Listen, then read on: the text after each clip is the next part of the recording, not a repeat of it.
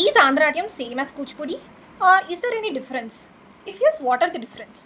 So this is the most common question and doubt among all of us. Today I'll draw a clear line between both the art forms. Now let's come to the common definition we all know. So Kuchipudi is called as Indian classical dance form from Andhra Pradesh. And now whereas Andhra is stated as temple tradition classical dance form of Telugu regions. Now, when we see the clear difference with respect to origin, Kuchipudi is originated from Andhra Pradesh and Andhra is originated from Telugu states meaning AP, Telangana and Rayalaseema.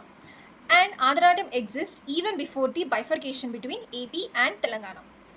Andhra follows Nattuva Mela tradition whereas Kuchipudi follows Natya Mela tradition.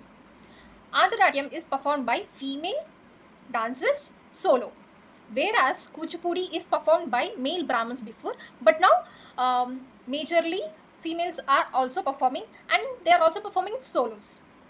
Now, how did the name came for both the art forms? So, Kuchipudi was once called as Yakshaganas or Bhagavata Mela. So, where this Yakshaganas or Bhagavata Mela came from? It came from a village called Kuchipudi from Andhra Pradesh. So, that is why it is called Kuchipudi now. Now, whereas Andhra it was once called as Lasya Nartanam.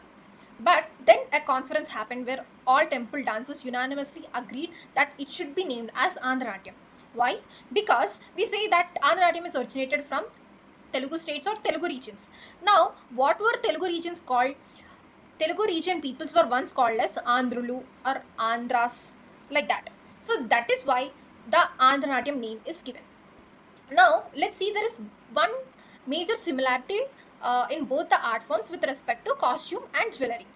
Now, in Indian classical dance form, the costume and jewelry have a major influence of a region from which the art form is originated.